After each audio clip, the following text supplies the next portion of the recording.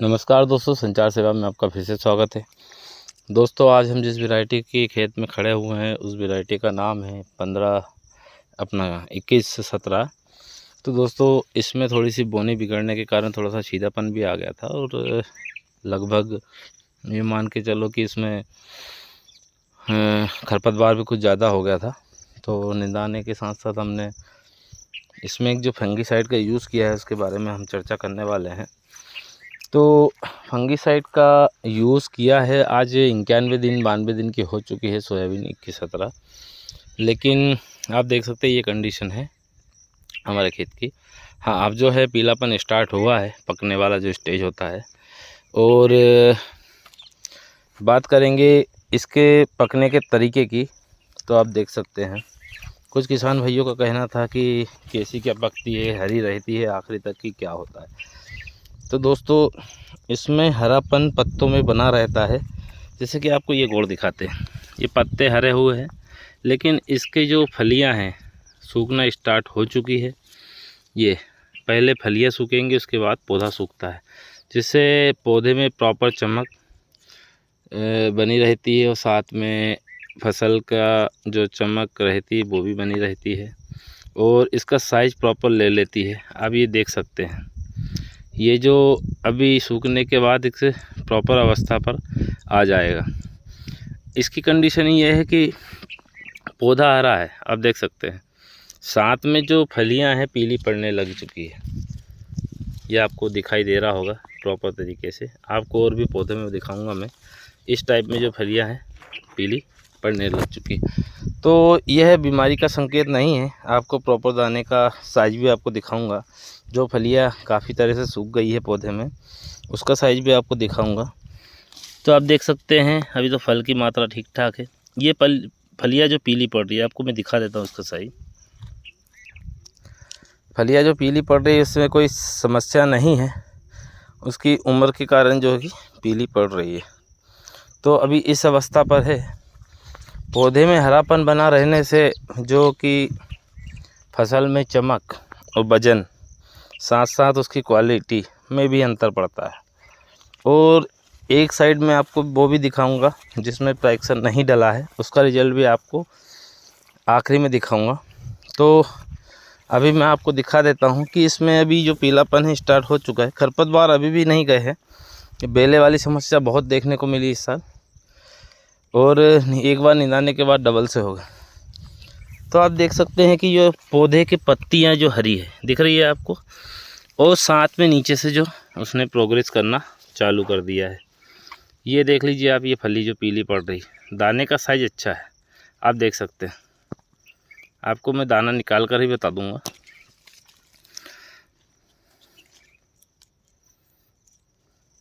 ये देख लीजिए आप, 3 दाने की फली है, तीनों दानों का आकार सेम रहेगा।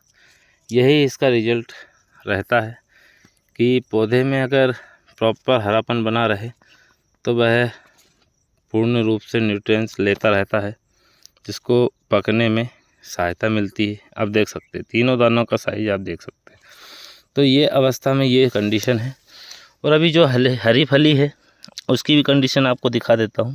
नीचे से तोड़ के लाया हूँ, ये कंडीशन में है। उसमें भी तीनों दाने प्रॉपर बैठ चुके हैं। अब इसका एवरेज क्या निकलता है वो हम आपको नहीं बता सकते। कारण क्या हुआ है, यहाँ पर हिरणों का प्रकोप ज़्यादा था, सोयाबीन आड़ी कर दी। आड़ी होने से जो नुकसान होता है उसका रिजल्ट हम आपको कैसे बताएंगे कि क्या नुकसान रहा। हाँ, फल की मात्रा आप देखकर बता सकते हैं कि जो हमने फंगीसाइड डाला है, फंगीसाइड का नाम भी आपको आखिरी में बताएंगे। कुछ भाइयों को पता है जो पिछले वीडियो में देख चुके हैं।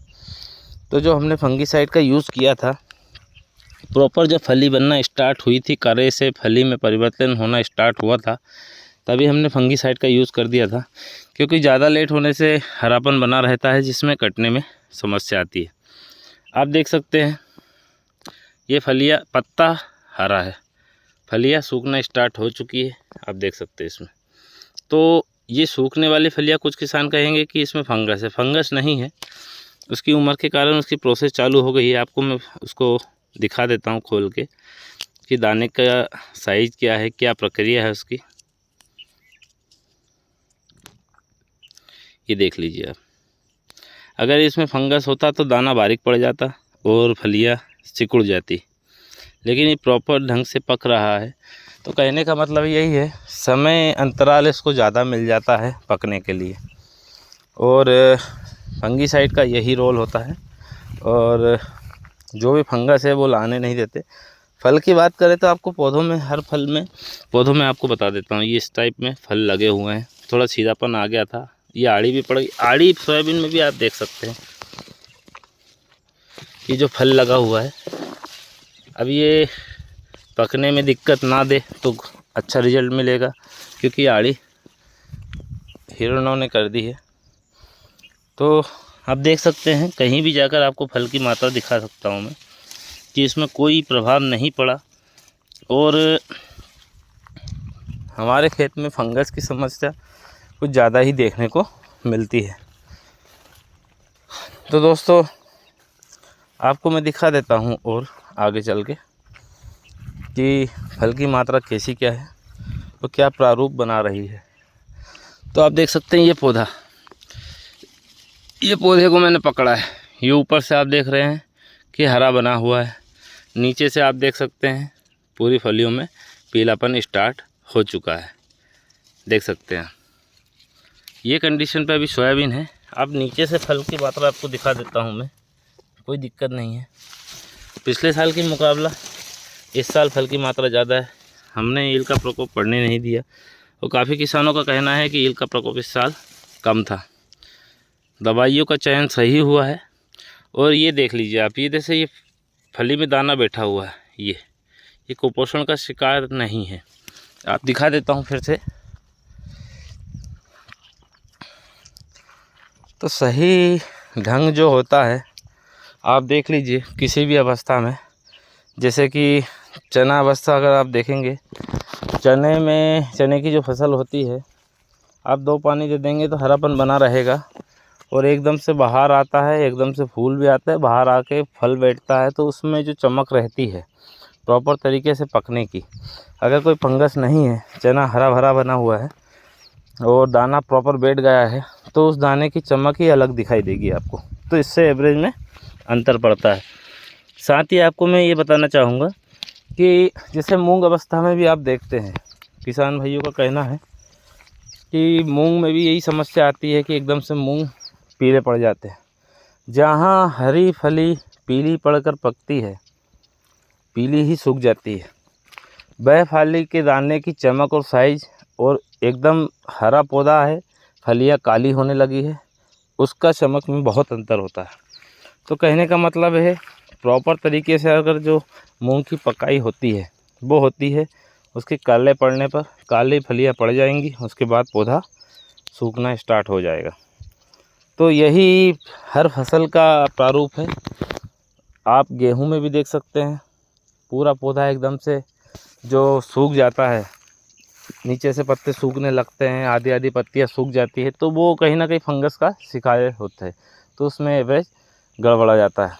लेकिन जिसमें दाना भरा पूरा प्रॉपर हो जाता है, उम्बियों की जो ऊपर का बूच रहता है वो सूखने लगता है, तो और नीचे पौधा हरा रहता है, तो उसका प्रॉपर पकना जो होता है उसी को कहते हैं। क्योंकि जहाँ तक तत्वों की बात है, फसलों में पत्तों से ही ग्रहण होते हैं, जड़ों का विकास पत्तों से होता है। तो कहने का मतलब यह है, जड़ में अगर फंगस लग जाएगा तो पत्ते भी खराब हो जाते हैं। इसलिए फंगीसाइड का चयन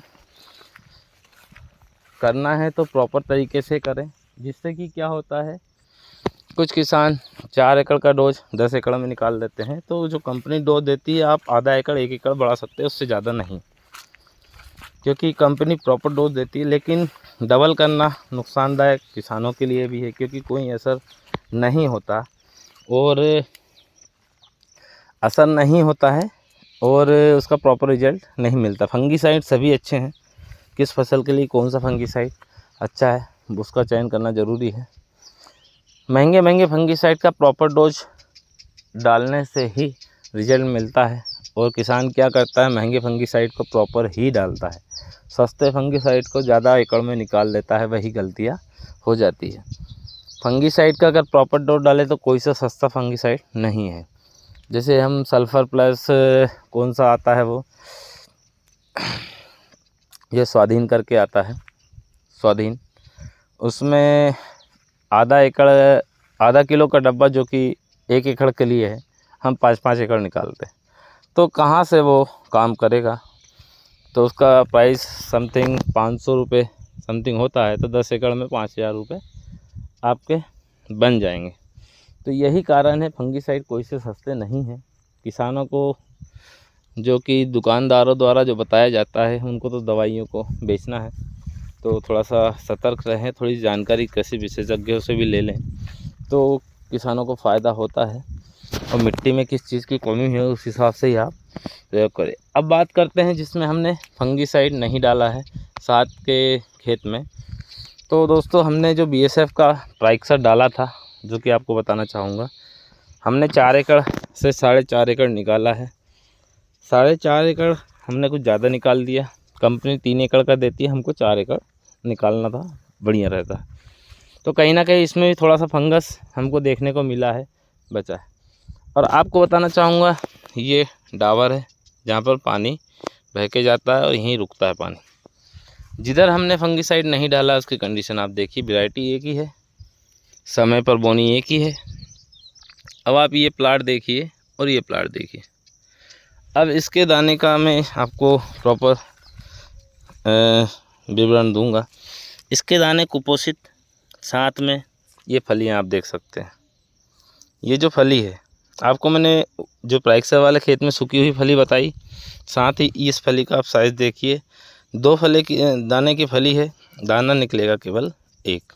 अब दाने का साइज़ आप देख लीजिए, अभी तो ठंडा है, ये साइज़ है दाने का, ये है और सूखेगा, तो कारण एवरेज में अंतर पड़ेगा। आपको मैं अच्छा पौधा और दिखाता हूँ अच्छी कंडीशन में जाके, उसका भी आपको मैं। अब देखो यहाँ पे जो पौधे लगे हुए थे, अच्छे लगे हुए, हाइट भी अच्छी, घुटने से ऊपर। इसमें भी आपको जो मैं दिखाऊंगा कि जो समस्या है, अब ये प्रॉपर सूखने की कगार पे है। आप इसके फली का साइज़ देखकर ही बता सकते हैं कि इसमें जो फंगस आया है वो किस वजह से आया।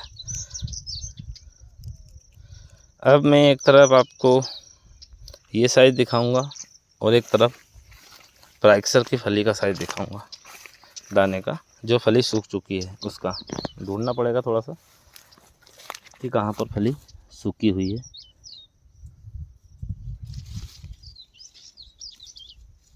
अभी तो काफ़ी हरी अवस्था पर देखने को मिल रही है, तो या तो साइड में जाना पड़ेगा, या इस कंडीशन में आप देख सकते हैं। ये देख लीजिए, ये फलियाँ सूखी हुई है। ये तो आपको मैं दिखा देता हूँ, इस टाइप में सूखी है अभी, क्योंकि प्राइक्सर का जो रिजल्ट है वो भी प्रॉपर बना हुआ है। ये फली का साइज़ ये है जो सूख गई है। आपको मैं उसका दाना निकाल के बताता हूँ। दोस्तों देख सकते हैं आप, ये है प्राइक्सर वाला, ये है बिना प्राइक्सर वाला, दोनों में अंतर साफ है। तो कहीं ना कहीं दाने की चमक और दाने का वज़न, दाने का साइज़ एवरेज को और किसान को फ़ायदा पहुंचाता है। तो कहने का मतलब यही है, सही दवाइयों का चयन करें और सही रिजल्ट पाएँ।